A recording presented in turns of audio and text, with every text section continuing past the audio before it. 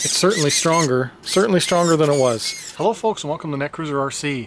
Today I'm working on the TRX4 Defender because I'm about to go to the Recon G6 Warsaw Caves, and I do want to improve the steering response on the TRX4. So it's not currently broken, but I know that this stock servo is pretty much terrible just because it doesn't have enough torque. So we're going to get this old Traxxas one out. This is the 2075X. I'm going to be going with probably the cheapest hopefully good servo you can get nowadays, which is the $20 Amazon one. It's the DS3218 Metal Gear.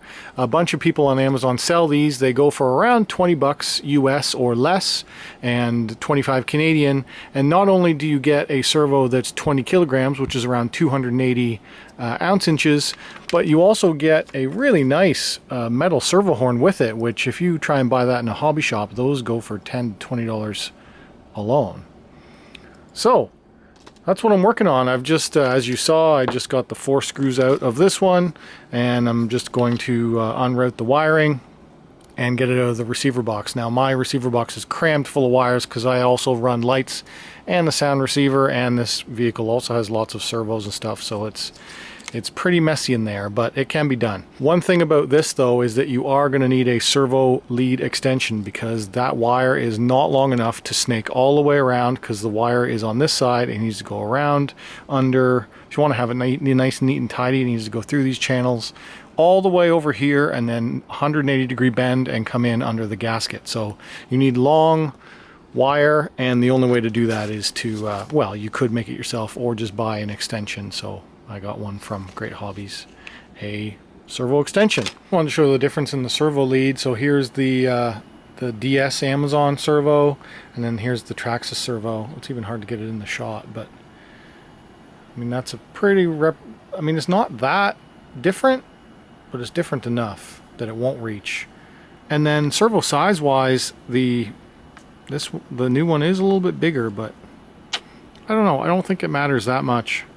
That we'll soon find out once I put it in if that's going to screw up the geometry of this link. It would just sit down a little bit lower. I don't think that's going to have any problem at all. It would almost be better to have it less angled, I would think. Anyway, we'll soon find out. An important step before hooking up any servo horn or any links is you always want to test it to make sure that you center your servo,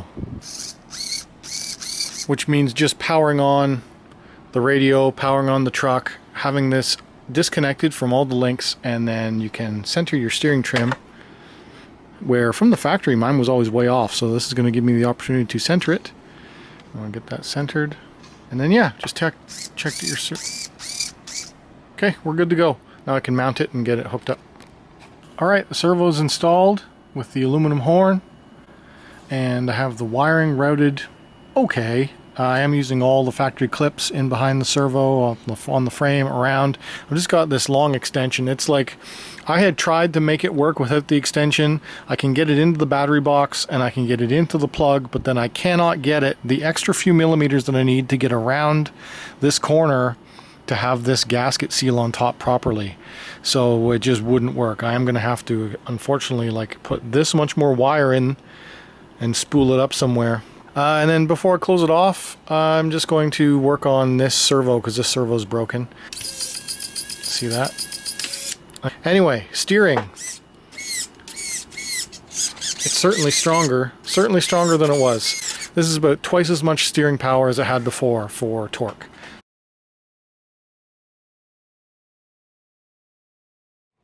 So that's probably it for this one. If you enjoyed this video, hit that like button. If you're new around here, subscribe. If you want to talk to me, leave a comment down below. If you want to buy something, I'll put links in the description for those servos, because that's a heck of a deal for those servos. You should definitely have one of those in your parts arsenal, because if you blow a servo, there's like, you can't buy one at a store for cheaper than that has that kind of specs. So you might as well get one of those. Alright guys, thanks for watching.